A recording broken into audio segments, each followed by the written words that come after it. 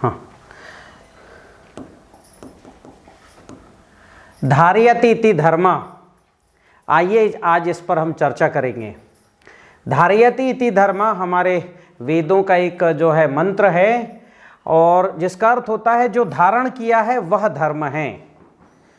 तो क्या हमने धारण किया और क्या धर्म है, आइए आज हम इसको समझते हैं। तो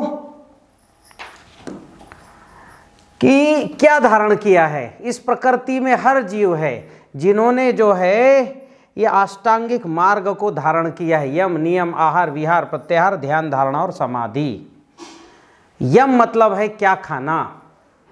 हर जीव ने तय किया है कि वो क्या खा के जीवित रहेगा। शेर का यम है मांस खाना, गिद्ध का यम है मांस खाना, केचुए का यम है मिट्टी खाना, हिरन का, खरगोश का यम है पत्ती और घास खाना, दीमक का यम है कि जो है सूखा हुआ घास और लकड़ी खाना। तो सबका भोजन तय है। जो तय किया है प्रकृति ने उसको तय किए हुए रखना, उसको धारण करना, उसको मानना यम है। फिर नियम है कैसे खाना। जैसे शेर का यम है मांस खाना और गिद्ध का भी है मांस खाना, पर नियम बदल गया। शेर का है ताजा, गिद्ध का है बासा।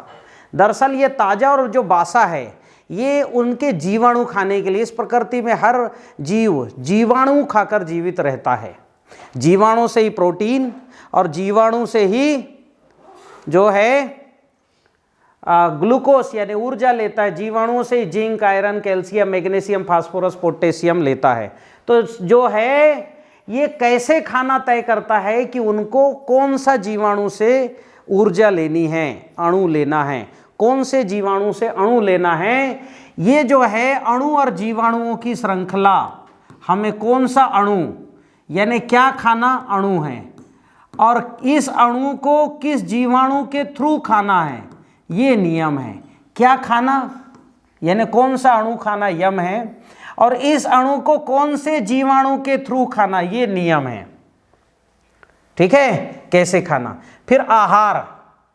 आहार का मतलब है हमको जो है प्रतिदिन पंच महाभूतों को यानी भूमि, गगन, वायु, अग्नि, नीर, इसको मेंटेन करना है, जिसको हम संक्षेप में भगवान कहते हैं। भूमि, गगन, वायु, अग्नि, नीर, ये जो भगवान है पंच महाभूत, इसको शरीर में संतुलित रखने के लिए हमको क्या क्या खाना है।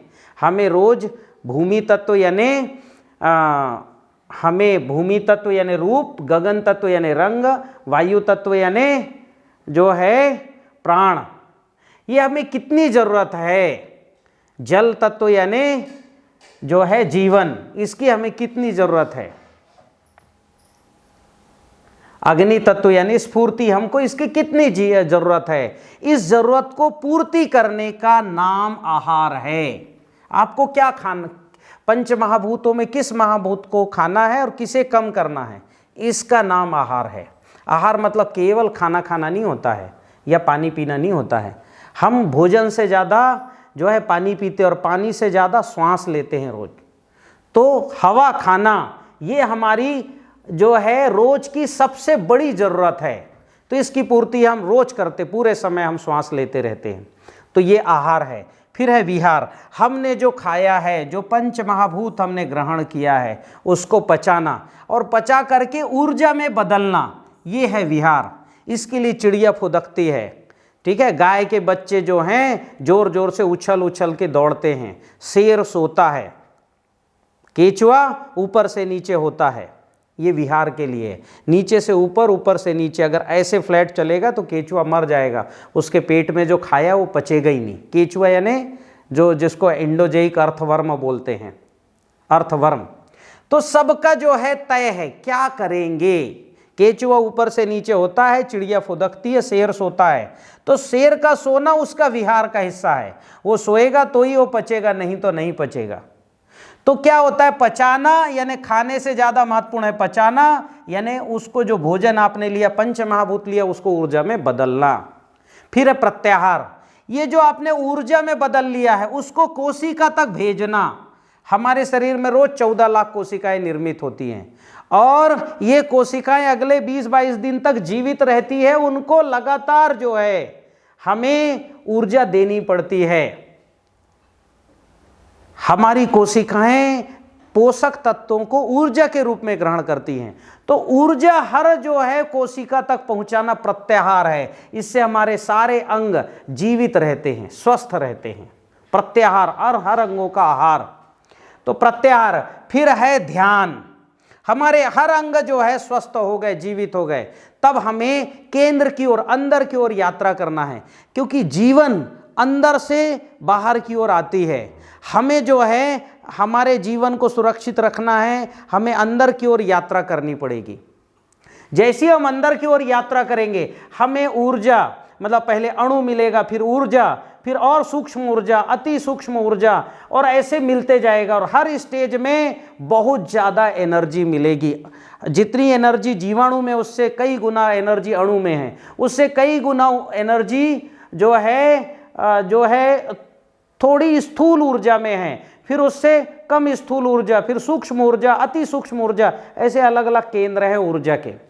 तो ऊर्जा की ओर यात्रा, और यानी अंतिम केंद्र की ओर, जहां केंद्र है, जहां जो है जिस उस केंद्र में हम पहुंच गए तो हम असीम ऊर्जा में हमारा विलय हो जाएगा, जिसे ईश्वर कहा जाता है। तो उस असीम ऊर्जा में पहुंचने की ओर यात्रा का नाम है ध्यान। और इस ओर यात्रा करेंगे, और जैसे ही हम ध्यान की ओर जाएंगे हमें तुरंत एनर्जी मिलती है। जैसे ही आप थोड़ा भी ध्यान करेंगे तुरंत एनर्जी। इसलिए सारे ऋषि, मुनि, देवता और महादेव क्या कर रहे हैं? ध्यान कर रहे हैं, अंदर की ओर यात्रा कर रहे हैं, केंद्र की ओर यात्रा कर रहे हैं। ठीक है, जिसे इस तरह से दिखाया जाता है। ऐसा यहां पहुंच गए तो यहां असीम ऊर्जा है, जिसे ऐसे दिखाया जाता है, असीम ऊर्जा। इस असीम ऊर्जा के केंद्र में हम की ओर यात्रा करना, ये ध्यान है। और इधर यात्रा हम जैसी करेंगे हमें बहुत ज़्यादा एनर्जी मिलेगी, और जितनी एनर्जी मिलेगी हमारे ऊपर की प्रक्रिया, पंच महाभूत उतने शक्तिशाली हो जाएंगे। फिर है धारणा। इस ऊर्जा को हमने प्राप्त कर लिया, इसे हमें पकड़ लिया। ऊर्जा तो मिली पर हम उसको पकड़ नहीं पाए, उसका उपयोग नहीं कर पाए, उसे धारण नहीं कर पाए। तो उसके बाद, इसलिए ध्यान के बाद धारणा है।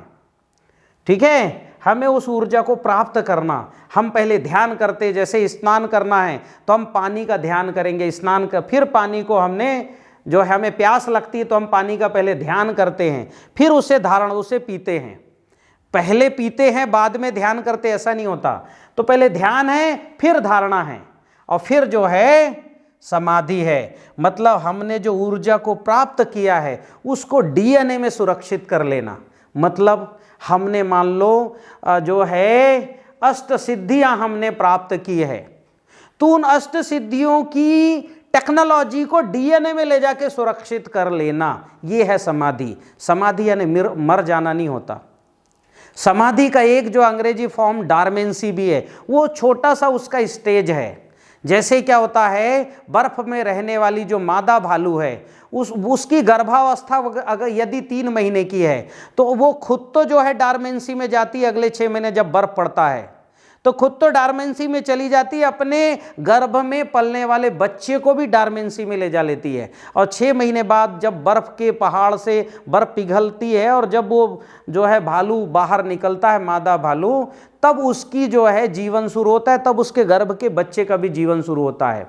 तो वो सुप्तावस्था है डार्मेंसी कि सुप्ता मतलब प्राण की ऊर्जा को उसका संचलन बंद हो गया, शून्य कर दिया, उसकी आयु को भी उसने जो है रोक लिया। वो केवल डार्मेंसी है। समाधि उससे आगे जाके है। समाधि यानी मान लो मेरे पिताजी के पिताजी ने कोई तप किया होगा कि प्रकृति के जो है अलग अलग रहस्यों को जान लिया होगा और उनको बनाने की कला जान लिया होगा कि ये जो है बीज कैसे बनाते हैं। जैसे भारत में 35,000 धान की प्रजातियां और अरहर, मूंग, मटर, मसूर, जौ, जई, ज्वार, बाजरा, कोदो, कुटकी, राई, धनिया, मेथी, इतने सब्जियों के बीज, फलों के बीज हमारे पूर्वजों ने इसी अवस्था पे जाके बनाया है।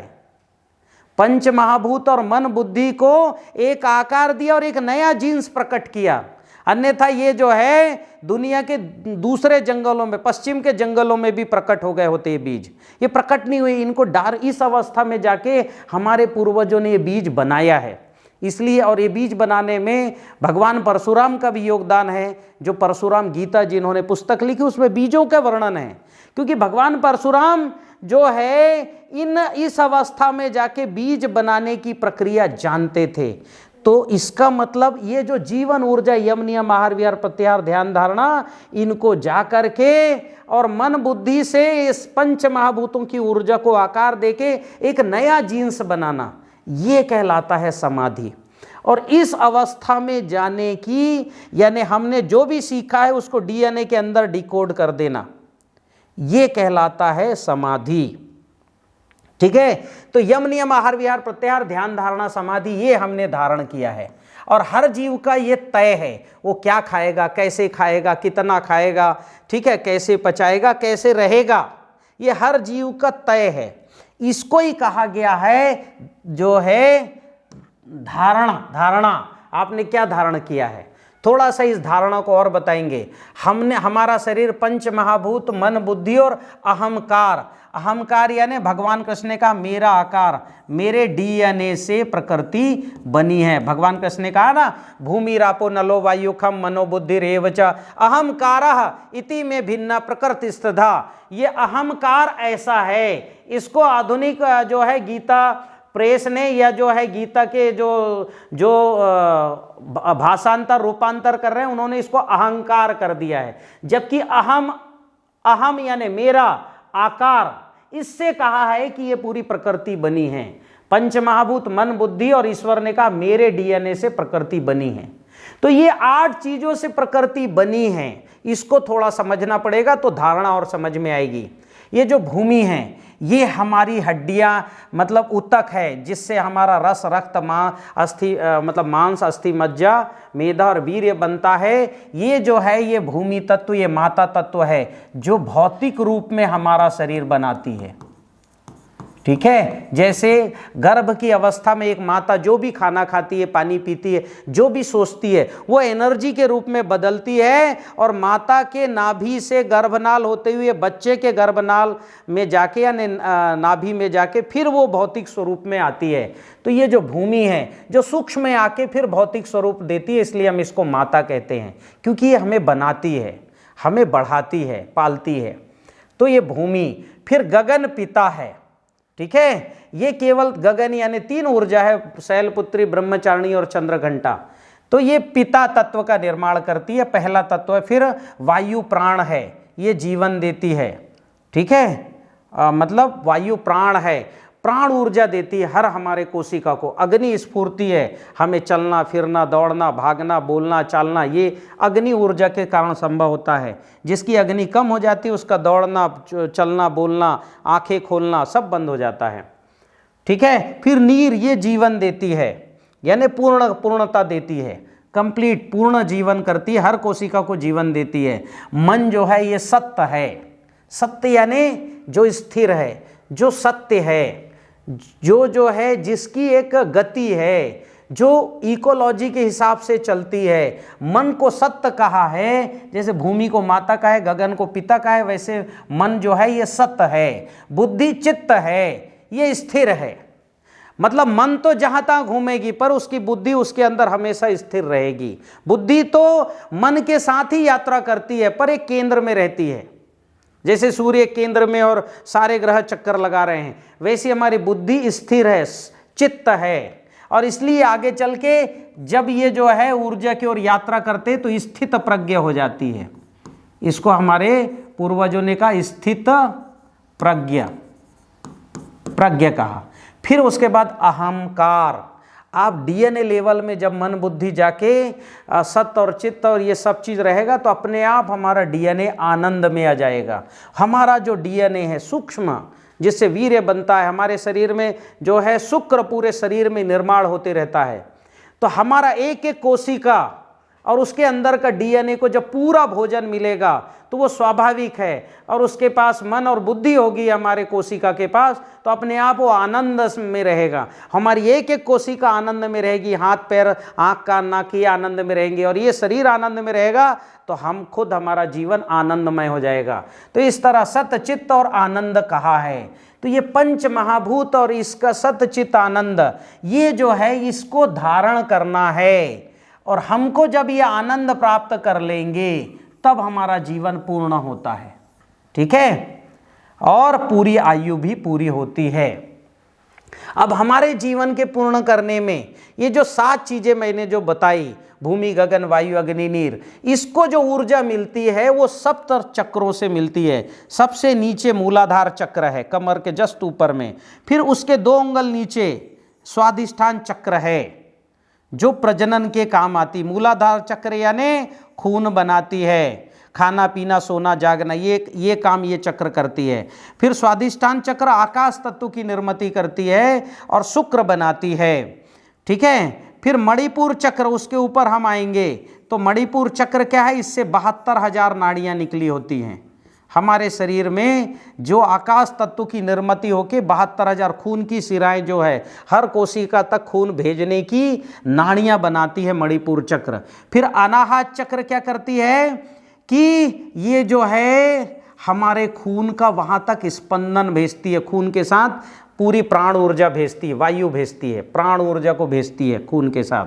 तो ये, और फिर विशुद्धि चक्र ये शुद्ध करती है। मान लो हमारे अंदर जहर आ गया, कोई बैक्टीरिया आ गया, वायरस आ गया, उसको कोई जहर, हम रोज जहर खाते हैं कई तरह से, हवा से, पानी से, भोजन से, ठीक है। सोचने में भी जहर आता है, कभी हम जो है जब बहुत ज़्यादा डिप्रेशन में रहते हैं तो भी हमारे शरीर में जहर का ऑटोमेटिक निर्माण होने लगता है। उस जहर को समाप्त करने का काम विशुद्धि चक्र करती है, ठीक है। और फिर है आज्ञा चक्र, ये जो है मन को कंट्रोल में रखती है, हमारे आंखों के पीछे में स्थित होती है। अनाहत चक्र हृदय के पीछे स्थित है, विशुद्धि चक्र ये गले के पीछे स्थित है, आज्ञा चक्र यहाँ से पीछे स्थित है इसके नीचे, और सहस्त्रार चक्र पंखुड़ियों की तरह ऊपर स्थित है, ठीक है। यह लाल रंग का होता है, यह नारंगी रंग का होता है, यह पीले रंग का होता है, यह हरे रंग का होता है, विशुद्धि चक्र नीले रंग का होता है, जो है ये जामुनी और ये बैगनी रंग का होता है। इस तरह से 7 रंगों से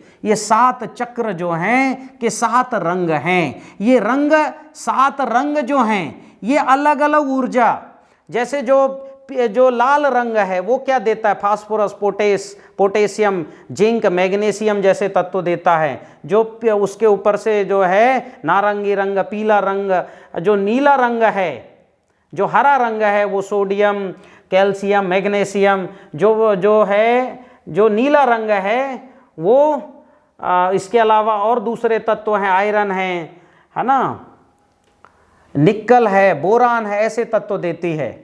इस तरह से अलग अलग रंगों से अलग अलग हमें न्यूट्रिशन मिलते हैं, अलग अलग तत्व मिलते हैं, अलग अलग खनिज मिलते हैं, जिसे हम न्यूट्रिशन भी कह सकते हैं।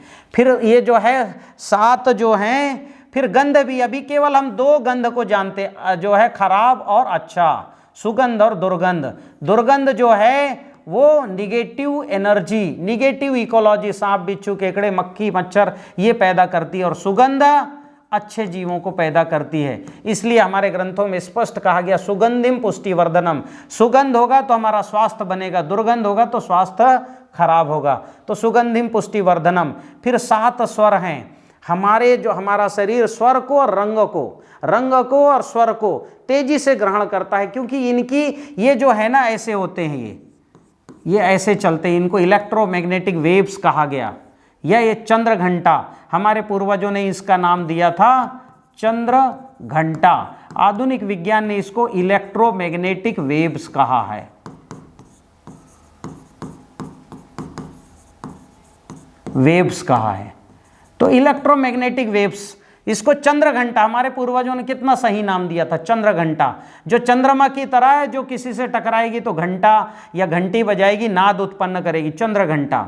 तो इसको हमारा शरीर बहुत तेजी से ग्रहण करता है, इसलिए अच्छा सबसे अच्छा चंद्र घंटा यानी बंसी का धुन सबसे अच्छा होता है। इसलिए भगवान कृष्ण बंसी बजाते थे, क्योंकि उसका धुन सीधे हमारे मन को जो है तरंगित करता है, सीधे हमारे शरीर में प्रवेश करता है।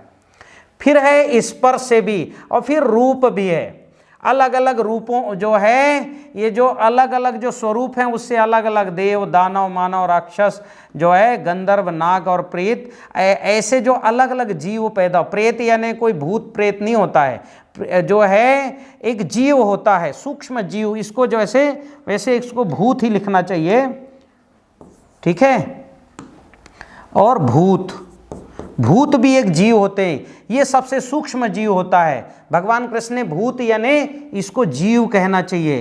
कौन सा जीव? वही जीव सूक्ष्म जीवाणु, अंडज, द्विदज, ठीक है, स्वेदज और जरायुज, इनको भूत कहा है हमारे पूर्वजों ने। भूत यानी भगवान कृष्ण ने कहा अन्नात भवति भूतानि, अन्न से भूतों की उत्पत्ति होती है। भूत यानी कोई इमली और जो है इसका पेड़ के, नीम के पेड़ का भूत नहीं होता। भूत यानी एक सूक्ष्म जीव, भूत का अर्थ जीव होता है। तो अन्न से जीवों की उत्पत्ति होती है। तो इस तरह से फिर नाग, नाग यानी ये सांप नहीं है, नाग एक प्रजाति है, ठीक है। फिर गंधर्व, राक्षस, मानव, देव और दानव, ऐसे जो है ये 7 चक्रों से 7 तरह के जीवों की भी उत्पत्ति होती है। आपका कौन सा चक्र जागृत है उससे तय होता है कि आप किस तरह की जीवन रचना में खड़े हैं, ठीक है। तो इस तरह से जो है रूप, रंग, गंध, स्वर, स्पर्श, ये जो है प्रकृति के ऊर्जा चक्र में आप जब जाएंगे मेरे ऊर्जा चक्र के पार्ट में, तो वो मैंने विस्तार से उसको बताया हुआ है, उसको भी उल्लेखित कर दें। तो इस तरह से जो है जीवन हमारा, हमने इस जीवन को धारण किया है।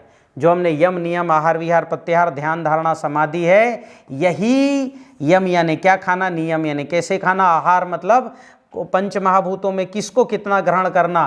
तो ये जो यम, नियम, आहार, विहार, प्रत्याहार, यही इसको प्राप्त करने की प्रक्रिया हमारा कर्म है। और यही हमारा कर्म हर धर्म है। जैसे केचुए का धर्म है मिट्टी खाना और ऊपर से मिट्टी खाते हुए नीचे छोड़ना, ये उसका जो है ऊपर से नीचे छोड़ना, नीचे की मिट्टी खाना ऊपर, ये केचुए का कर्म या धर्म है। शेर का कर्म मांस खाना और मारकर मांस खाना, क्योंकि ताज़ा मांस खाना है। तो शेर का कर्म है ताज़ा मांस मारकर खाना, वही उसका धर्म है, ठीक है। गिद्ध का धर्म है मांस को सड़ाना और फिर खाना, ये उसका कर्म, उसका धर्म है। इस तरह से जो हर जीव का, दीमक का जो है कर्म क्या है, सूखा हुआ घास या लकड़ी खाना, और यही उसका धर्म है। तो जो जिसका कर्म है वही उस जीव का वही धर्म है। धर्म यानी कोई हिंदू, मुस्लिम, सिख, ईसाई नहीं होते, ये पंथ होते हैं, ठीक है। एक पुस्तक, उसको मानने वाले लोग, ये पंथ।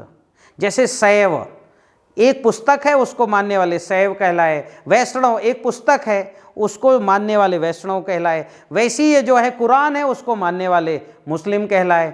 एक जो है बाइबिल है, उसको मानने वाले ईसाई कहलाए। एक पुस्तक और उसके मानने वाले लोग, एक जो है एक देव या एक जो है भगवान और उसकी लिखी या बाती कही गई पुस्तक और उसको मानने वाले लोग, ये पंथ हैं। तो हिंदू, मुस्लिम, सिख, ईसाई नहीं, हिंदू तो सनातन जीवन पद्धति, उसके अंदर पंथ हैं, शैव हैं, वैष्णव हैं, है ना, शाक्त हैं, और भी ऐसे बहुत सारे पंथ हैं।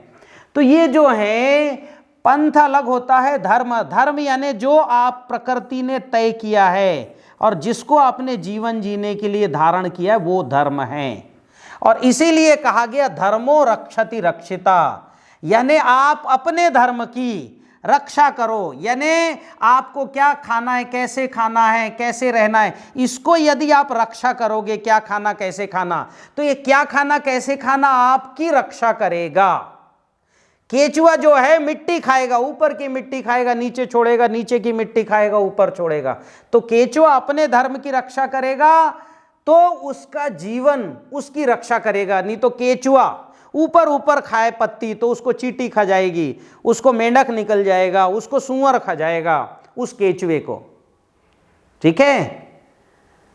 तो हर जीव का है। दीमक जो है अगर हरा चारा खाने लग जाए, जड़ खाने लग जाए, वो मर जाएगा, उसको पचा ही नहीं सकता, ठीक है। तो सब जीवों ने अपने अपने धर्म को स्वीकार किया। मनुष्य अपने धर्म को स्वीकार नहीं कर रहा है। मनुष्य को पता ही नहीं क्या खाना है, उसको यही नहीं पता कौन से जीवाणु से खाना है, यानी जीवित भोजन करना है, उसको पता ही नहीं है। पंच महाभूत में वायु कितना खाना है, क्योंकि अभी जल्दी जल्दी श्वास लेने की परंपरा शुरू हो गई। जल्दी जल्दी श्वास लोगे तो ऑक्सीडेशन होगा, और जितना ऑक्सीडेशन होगा उतनी जल्दी मनुष्य मर जाएगा। मनुष्य का तय है कितना श्वास लेगा। कुत्ता 1 मिनट में 60 बार श्वास लेता है, 10 साल से 15 साल जीता है, अधिकतम 15 साल। गाय बैल 1 मिनट में 30 बार श्वास लेते हैं, उनका श्वास आधा हुआ, उनकी आयु ज़्यादा हो गई, वो 30 जो है 1 मिनट में 30 बार श्वास लेते, 30 साल जीते हैं। फिर गाय से आधा श्वास लेता है, 15 बार श्वास लेता है 1 मिनट में हाथी, उसकी आयु बढ़ के 60 साल हो जाती है। फिर उससे आधा श्वास मनुष्य लेता है, यानी 8 से 8.5 बार श्वास लेता है 1 मिनट में, उसकी आयु 60 से 120 हो जाती है। अब मनुष्य जो है जल्दी जल्दी श्वास 15 से 18 बार श्वास लेता है 1 मिनट में, तो ऑक्सीडेशन बढ़ गया, तो उसको पता ही नहीं हवा कितना खाना। वो जितनी ज्यादा ऑक्सीजन श्वास लेगा उतनी ज्यादा उसकी आयु घटेगी। तो ये है ऑक्सीडेशन, यानी मनुष्य को पता ही नहीं क्या खाना है, मनुष्य को पता ही नहीं श्वास कितना लेना है। और इसलिए भारत में व्यायाम, यम नियम, आसन, प्राणायाम जो है ये मनुष्य के शरीर को शुद्ध करने की प्रक्रिया है, जो महर्षि पतंजलि ने कहा। ये जो मैं बता रहा हूं यम नियम आहार विहार प्रत्याहार है, महर्षि पतंजलि ने कहा यम नियम आसन प्राणायाम। तो ये आसन प्राणायाम क्या है? ये मनुष्य के शरीर को शुद्ध करने की चिकित्सा है, जीवन पद्धति, जीवन दर्शन नहीं है, जीवन दर्शन ये है। तो अभी जो है मैं आपको जीवन दर्शन बता रहा हूं, जीवन को शुद्ध करने की प्रक्रिया नहीं बता रहा हूं। तो मनुष्य को पता ही नहीं उसका विहार में उसका जो है श्वास कितना लेना है, प्रत्याहार, ध्यान धारणा। तो ये इसीलिए मनुष्य का जो है अभी अस्वस्थ हो रहा है। तो मनुष्य अपने धर्म का पालन करे, अपने धर्म का, ये धर्म उसकी रक्षा करेगा। ठीक है, इसके आगे भगवान कृष्ण ने गीता में और कहा, स्वधर्मे निधनम श्रेयम पर धर्मे भयावह। आप अपने धर्म की चिंता करो, शेर अपने धर्म की चिंता करे, मार कर मांस खाना है। यदि शेर अहिंसा का पाठ पढ़ ले और जीवों को ना मारे, वो हिरन, खरगोश को और सूअर को ना मारे, ठीक है, तो क्या होंगे, ये हिरन खरगोश मिलके पूरा जंगल सफा चट कर देंगे और जो है पेड़ पौधे कम हो जाएंगे, तो धरती का वायुमंडल का तापमान बढ़ जाएगा, भयावह हो जाएगी, तापमान बढ़ जाएगा, भयावह हो जाएगी। इसलिए भगवान कृष्ण ने कहा सब अपने अपने धर्म की, हर जीव अपने अपने धर्म की चिंता करे और अपने अपने धर्म में जीते जी मर जाए, वो श्रेयकर है। स्वधर्मे निधनम श्रेयम, वह श्रेयकर होगा। पर धर्मे भयावह, दूसरे जो है जीव के धर्म में चले जाए तो प्रकृति में भयावह उत्पन्न हो जाएगा। ठीक है, भूकंप आने लगेंगे, जो है प्रकृति की इकोलॉजी डिस्टर्ब, ये जो इकोलॉजी की बात कर रहा हूं, ये इकोलॉजी अस्थिर हो जाएगी। हर जीव ने, ये जो है चींटी ने अपना धर्म निभाया फंगस खा के, ठीक है, फंगस ने अपना धर्म निभाया जीवाणु बढ़ा के, पेड़ ने अपना धर्म निभाया फल फूल के, और जो है फलों को मनुष्य खा के अपना धर्म निभा रहा है, यज्ञ करके, गाय पाल के, ठीक है, और फिर उसके बाद पत्तों को खा के शाकाहारी जीव अपना धर्म निभा रहा है। शाकाहारी जीव के बाद मांसाहारी जीव अपना धर्म निभा रहे हैं शाकाहारी जीवों को खाकर।